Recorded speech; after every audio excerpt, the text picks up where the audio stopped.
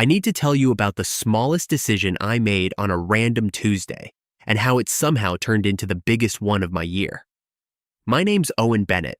I'm 30. I work as an architect at a small firm downtown, mostly residential renovations, the kind of work where you spend half your time convincing homeowners that knocking down a wall they love isn't actually structural.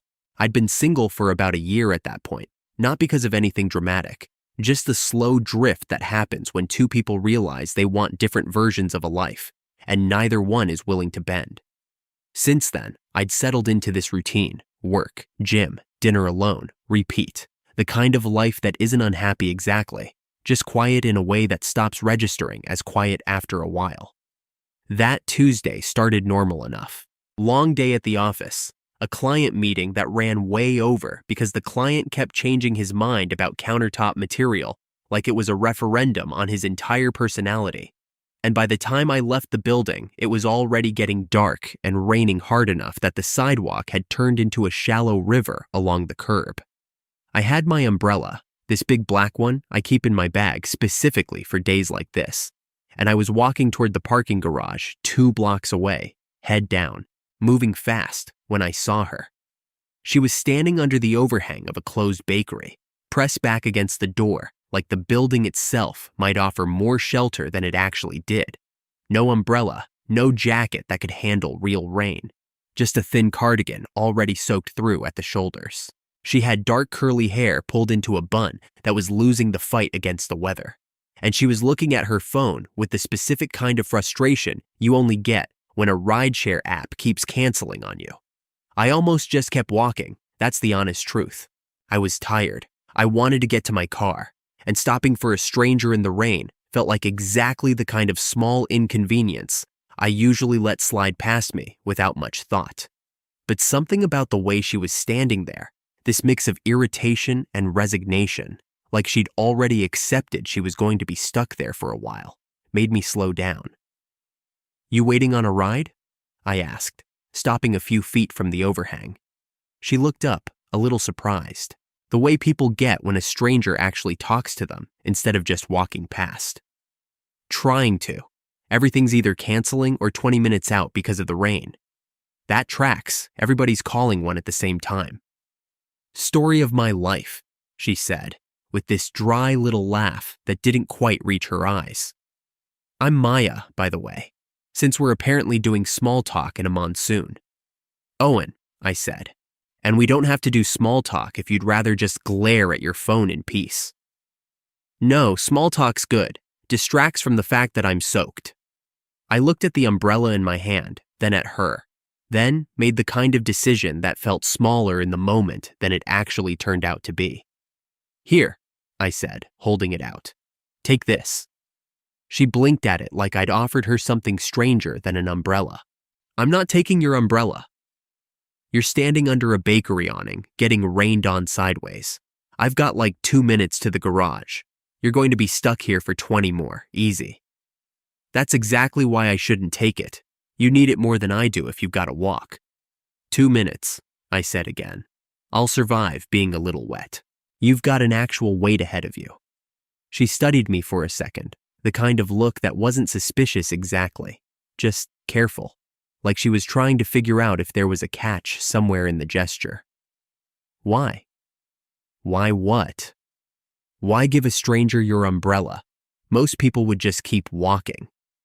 I thought about it for a second, because it was a fair question and I didn't actually have a rehearsed answer, because you looked like you'd already given up on the night going well, and this felt like an easy way to make it slightly less bad. That's it. No agenda. That got a real laugh out of her this time, surprised out of her the way real laughs usually are. "That's a very specific amount of altruism for a Tuesday." "I contain depths," I said. "Mostly shallow ones, but occasionally there's an umbrella in there."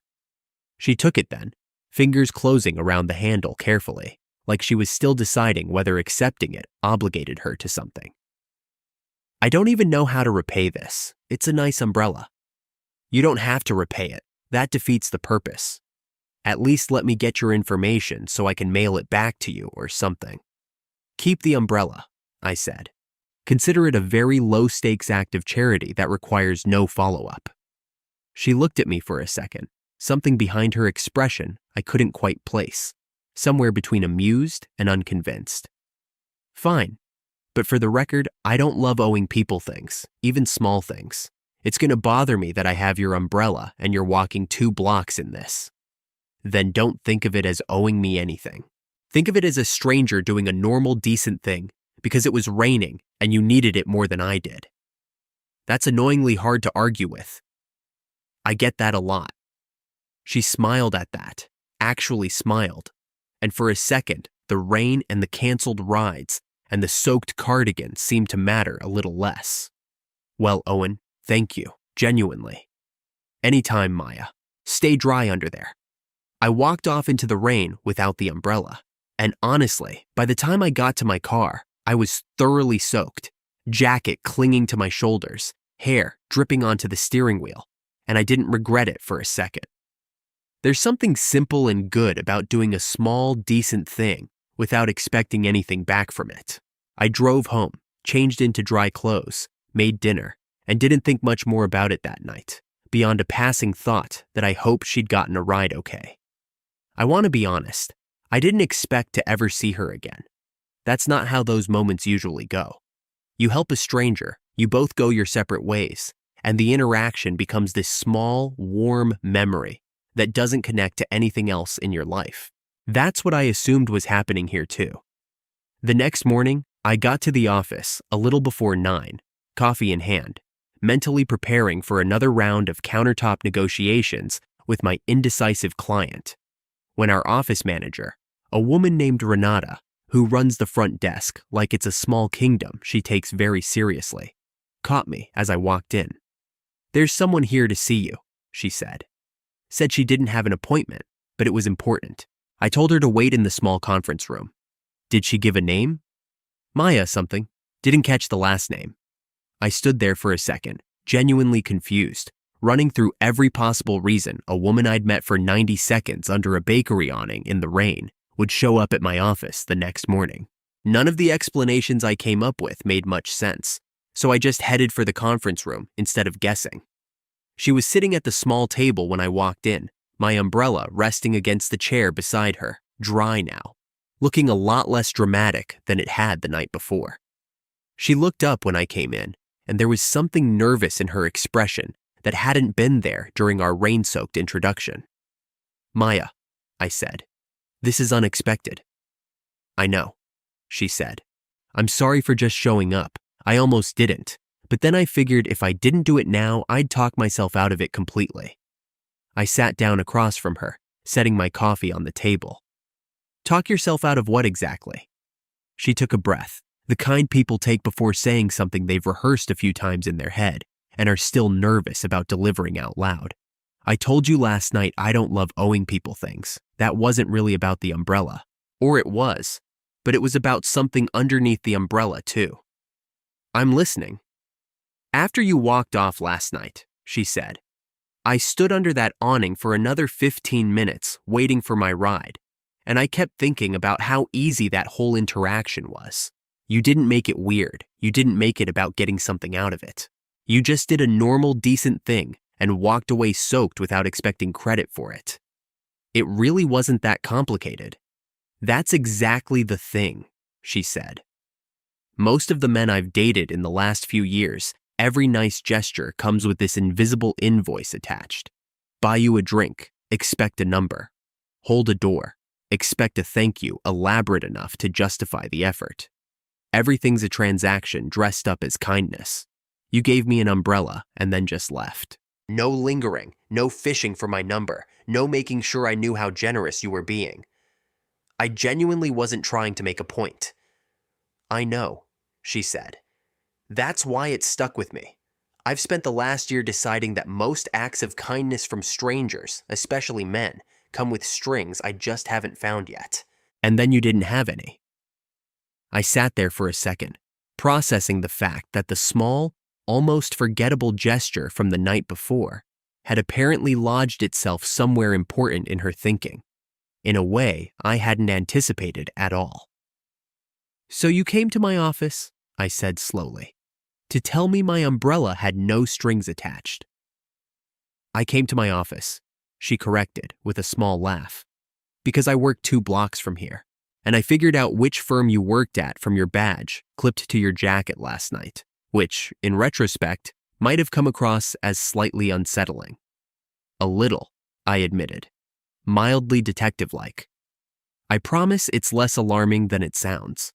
I just couldn't stop thinking about the whole interaction, and I didn't want to let it become one of those things I regret not following up on. So here I am, returning your umbrella, and also, I guess, telling you something I didn't plan on telling a stranger I met for 90 seconds in the rain. For what it's worth, I said, I don't think it's unsettling. I think it's honest. Which, based on what you just said about invisible invoices, might be rare enough to be worth noticing.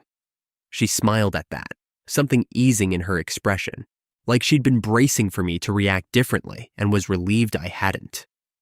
Can I ask you something? I said. Seems fair, given I just walked into your office unannounced. Why does it matter so much? The no strings thing. What happened that made an umbrella into evidence of something?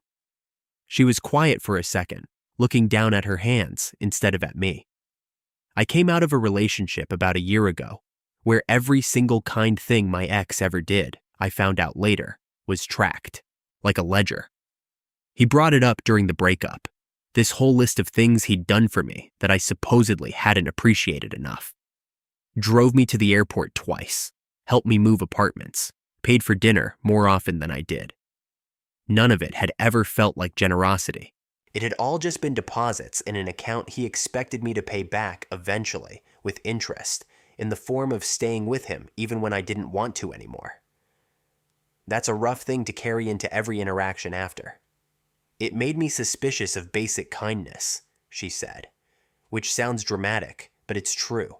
I started assuming everything had a catch. Every nice gesture had a motive hiding behind it. And then you handed me an umbrella, walked off into the rain soaked, and didn't even take my number. It broke the pattern I'd built my expectations around, and I didn't know what to do with that except show up here and tell you about it, apparently. I thought about that for a second, the weight underneath what had felt, on my end, like a 30-second decision. I'm sorry that happened to you. The ledger thing. That's a particularly exhausting way to be treated, dressing up control as generosity. It was, she said. It took me a long time to even see it clearly.